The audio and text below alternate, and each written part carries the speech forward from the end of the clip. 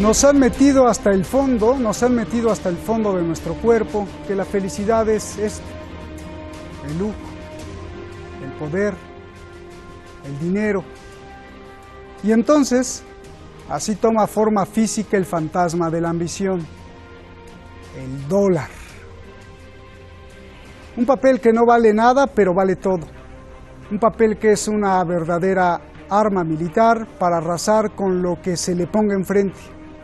El deporte de Estados Unidos se ha convertido en sancionar lo que no le parezca. Las sanciones económicas se han convertido en su arma favorita. Hoy, Rusia, encabezando a Irán, a China, Turquía, quieren aniquilar al dólar para que ya no los castigue Estados Unidos. Soy Roberto de la Madrid y esta noche en Detrás de la Razón, ¿la muerte del dólar? Rusia, China, Turquía, Irán cocinan un golpe mortal para el dólar. Abandonar y sustituir el dólar. No quieren depender de él y sobre todo no quieren que Estados Unidos lo use como arma. Потому что мы хотим обеспечить свою безопасность, потому что нам постоянно санкции какие-то вводят и просто не дают нам возможности работать доллар. The US coercive measures and its policy of using the dollar as a weapon have led to economic terrorism.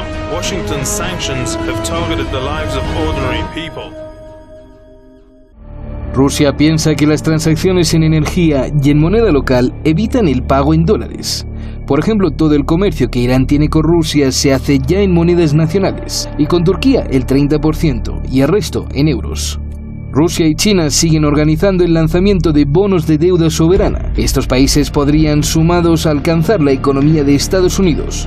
Un desafío nada fácil.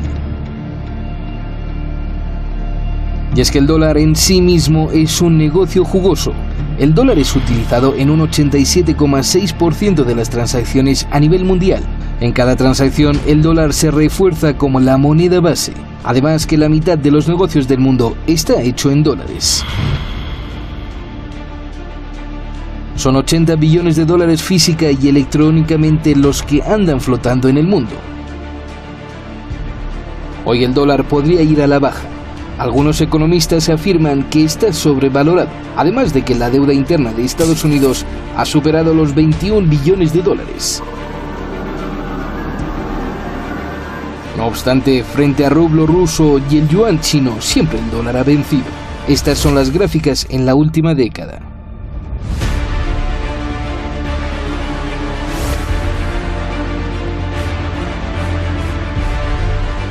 Sin embargo, frente al oro, la batalla es estable. Rusia y China han estado comprando oro demasiado rápido para tratar de alcanzar a Estados Unidos.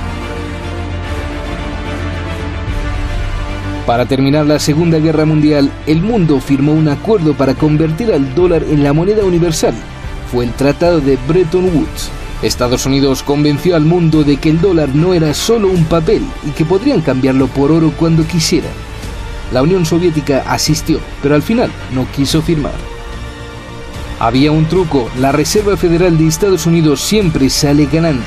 Se le dio a un puñado de financieros para que controlaran la impresión de billetes, la inflación, el tipo de cambio, las tasas de intereses en Estados Unidos y las del mundo entero.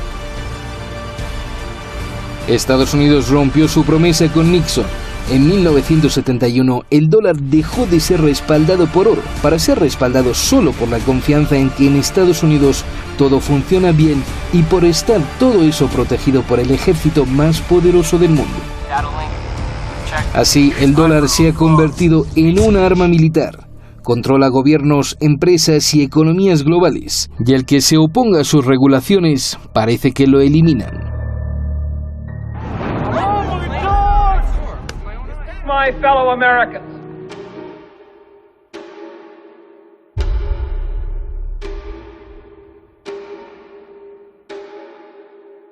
Es el ojo que todo lo ve.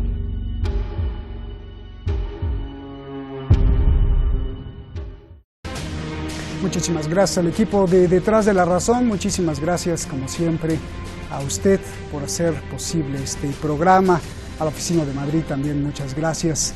Vamos directamente con nuestros invitados. Tengo el honor de tener a dos personalidades, cada quien con públicos diferentes, pero creo son muy necesarios para que nos den versiones diferentes y, si se puede, opuestas de lo que está por venir. Mi admirado maestro Iñaki Gil de San Vicente, analista internacional, un abrazo allá en San Sebastián, y el polémico y famoso, atrevido diría yo, Rafael Palacios, periodista en Madrid. Gracias a los dos y buenas noches. Les pido respuestas cortas porque hay muchísimas preguntas. Rafael, comienzo contigo. La primera pregunta, ¿será capaz Rusia, encabezando a Turquía, Irán, China, de matar al dólar? Bueno, eso de hecho ya está sucediendo. Las informaciones que poseo es que ya más de la mitad del comercio de petróleo se están haciendo en yuanes. Es un proceso que comenzó hace 2 años cuando la moneda china fue adoptada dentro de las monedas del FMI, los derechos especiales de giro. Y bueno, pese a lo que pueda aparentar, y puede que el otro contertulio no esté de acuerdo, pero esto en realidad lo está haciendo el gobierno Trump porque quiere quitarse de en medio el que su moneda sea la moneda mundial, porque eso perjudica a las exportaciones de sus productos. Otra de las cosas que las fuentes que voy manejando están comentando es que no solo los países que habéis dicho en el reportaje están dejando de utilizar el dólar, sino que la propia Arabia Saudita, a raíz del falso atentado que se atribuyó a Irán y en realidad fue detonado desde una base norteamericana en Irak, está empezando a vender su petróleo a China en esa moneda, en la moneda de el yuan, el renminbi. Y otros países del Golfo Pérsico están haciendo lo propio. ¿Por qué? Pues porque se avecina un retorno al patrón oro, que es el proceso que intentó realizar Kennedy cuando fue asesinado, y bueno, pues para que eso sea posible hace falta que la economía se vaya moviendo gradualmente de ese monopolio del dólar a otras monedas, en este caso la moneda china y las monedas con las que están comerciando, para que no sea algo traumático. Y de hecho, que supongo que lo comentaremos a lo largo del programa, esta contracción de la economía que estamos viendo es únicamente porque se está moviendo la economía mundial, se está, digamos, paralizando para prepararse para este gran movimiento que va a ocurrir en los próximos meses. Bien, a ver, Iñaki, además de la réplica a Rafael, yo te pregunto nuevamente, ¿es posible que Rusia, Turquía, China, Irán cambien la historia de la hegemonía del dólar, maten al dólar? Por favor. Bueno, el problema no es que maten al dólar, el dólar está cayendo, ¿no? El problema es que en el fondo aquí lo que se está produciendo es que la productividad media, la productividad del trabajo en los Estados Unidos va en declive. Este es el punto crítico. No es la primera vez que sucede esto en la historia de la economía, concretamente desde el siglo XVI-XVII, es la tercera o la cuarta vez.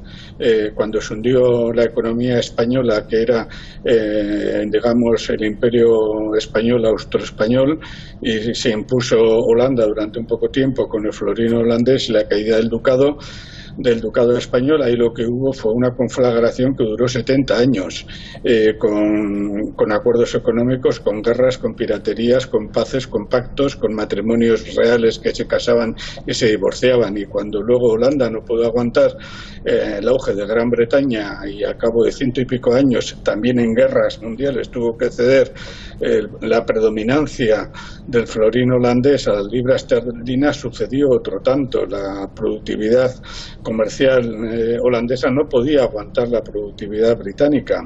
Y luego, cuando vino toda la pugna entre la productividad británica y la alemana, que supuso 2 guerras mundiales, porque Estados Unidos estaba un poco a la reserva esperando, en esas 2 guerras mundiales lo que ocurrió es que la productividad alemana y la productividad británica se agotaron mutuamente en un exterminio de millones, como conocemos, de millones de seres humanos, y salió Estados Unidos beneficiada, entre otras cosas, porque a partir de 1920, al acabar la Primera Guerra Mundial, la economía norteamericana se convirtió en la primera acreedora del mundo. a partir de los 60 pasó a ser la primera deudora del mundo, ¿no?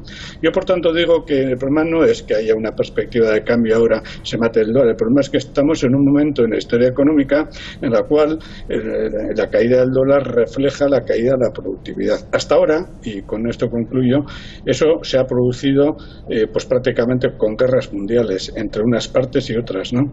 En estos momentos hay guerras mundiales no definidas como tales, pero toda la situación en Oriente Medio, toda la situación en Centroáfrica, mucha situación en algunos países de Asia, la situación en el norte de nuestra América, es realmente de conflictos por todas partes. Este es el problema, no lo que diga la prensa. Bien, a ver, antes de ir con Rafael, porque quiero ir con Rafael, pero hay dos puntos que me gustaría que contestaras, Iñaki.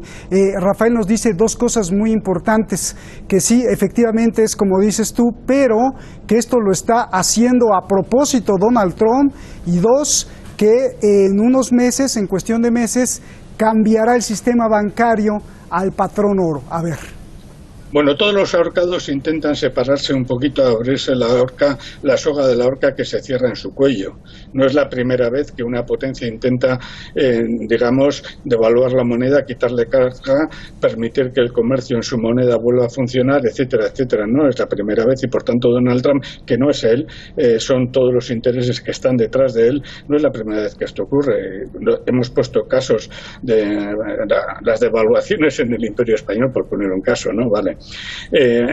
Por tanto, no es ningún mérito de Donald Trump esta cuestión, son actos desesperados para evitar un problema de fondo. Segundo, que haya realmente o que haya una posibilidad y una situación de que el dólar se desplome en poco tiempo y se llegue a una situación, todavía no. El dólar tiene un poder, tiene una estructura, el SWIFT que se llama, que es una especie de banco de control de divisas a nivel mundial totalmente controlado por los sistemas de información que se concentran en los Estados Unidos, en las grandes empresas europeas, que saben al milímetro cualquier funcionamiento de dinero, cualquier transacción, cualquier pacto económico que se realice, ¿no? Quitar poder a esto va a llevar a mucho tiempo, ¿no? Bien. Pero poco a poco se está haciendo. Entonces, es una perspectiva. Ya he puesto el caso, y concluyo, ya he puesto el caso que la caída del florín supuso 70 años. Bien. A ver, Rafael, bueno, pues ahí ya estaría la primera réplica. ¿Cómo sucedería esto que dices que en los próximos meses, cuando Iñaki, apelando a la historia, dice que son procesos muy, muy largos? Bueno, lo primero es que para entender lo que está pasando en Estados Unidos hay que saber que hay dos actores principales, dos actores que son grupos.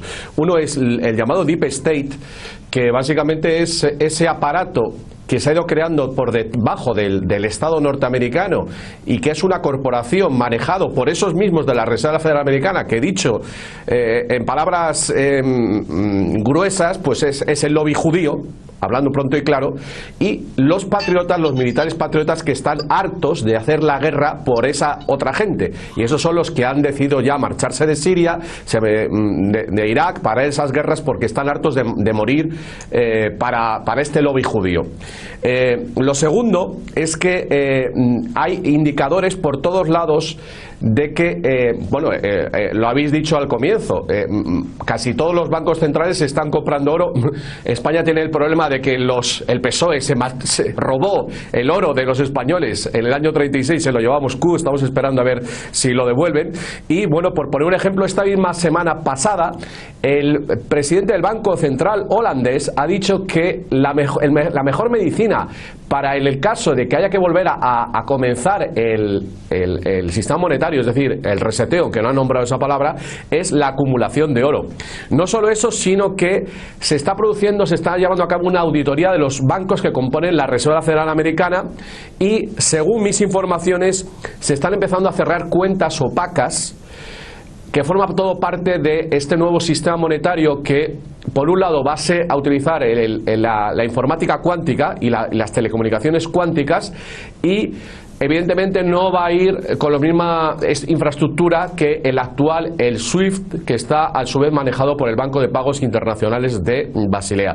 Esa es la razón por la cual estos países que habéis nombrado, Irán, China, Rusia, Turquía, que están ya intercambiando, haciendo sus pagos a través de sus redes, no pasan por el SWIFT, sino que están utilizando ya el sistema de pagos ruso o chino, que parece que está conectado con el sistema cuántico.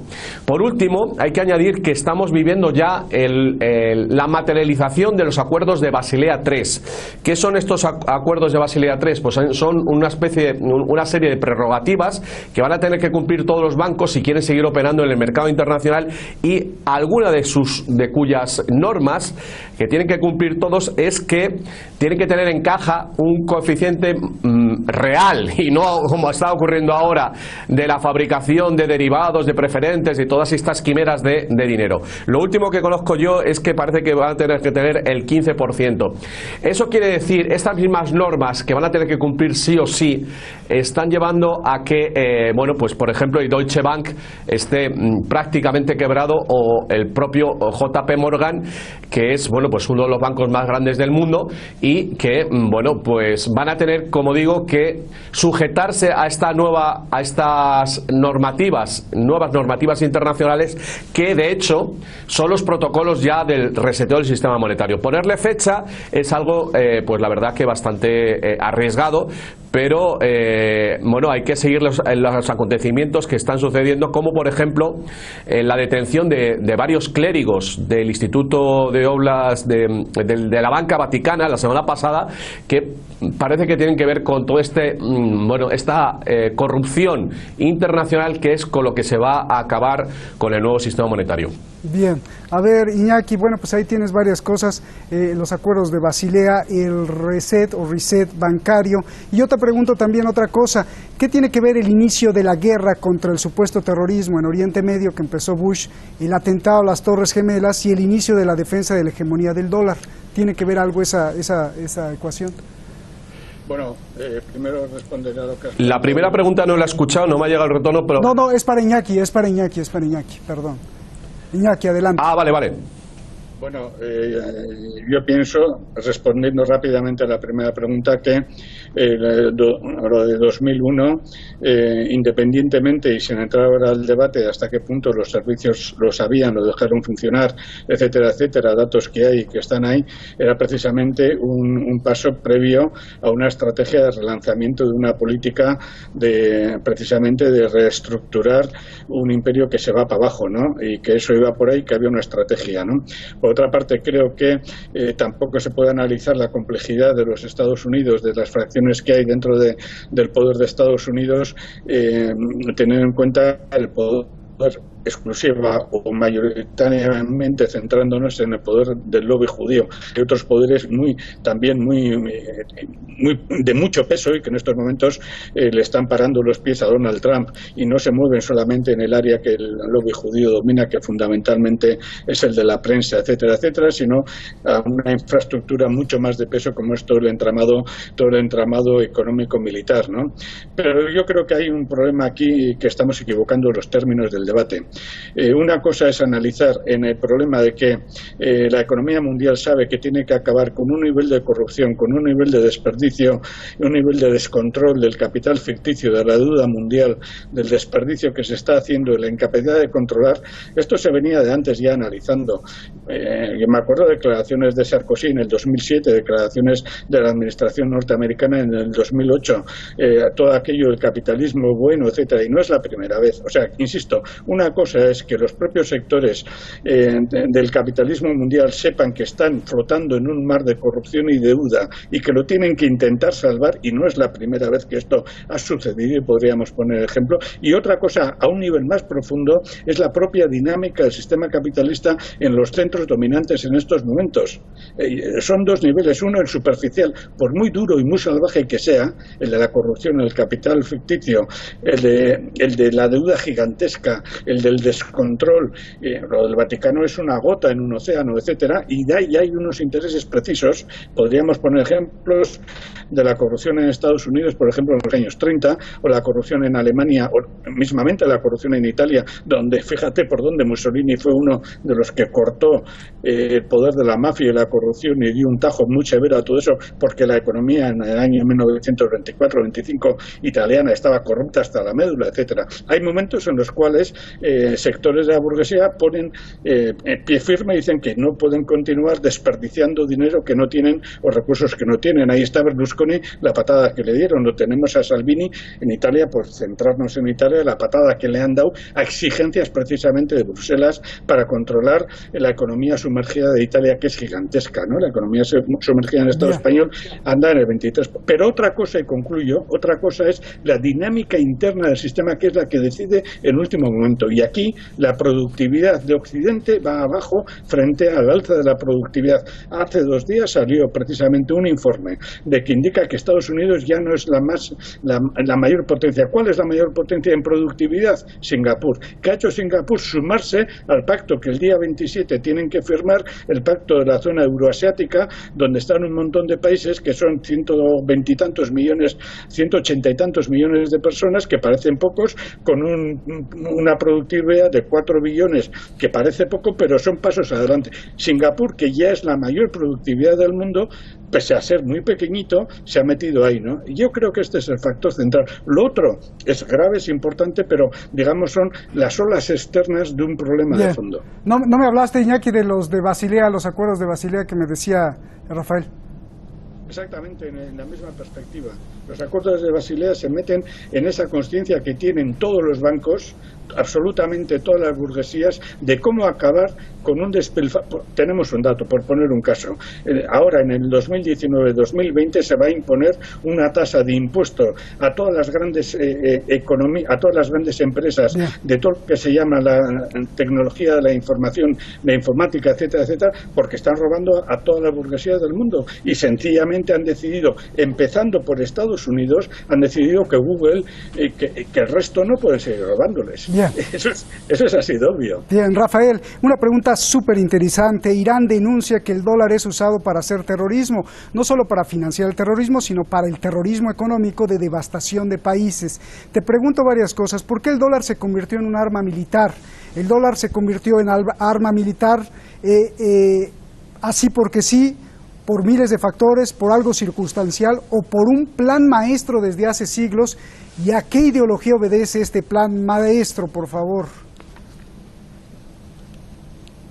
Bueno, a ver, el dinero mueve el mundo y las guerras, el endeudamiento hace que un país pues se destruya. Eso mismo le pasó a España en ese imperio del que hablaba mi paisano Donostiarra, en la época del Imperio Español, que a base de guerras en Europa y de lo que hacían los piratas con los galeones españoles cargados de oro, pues mandaron a pique el Imperio Español.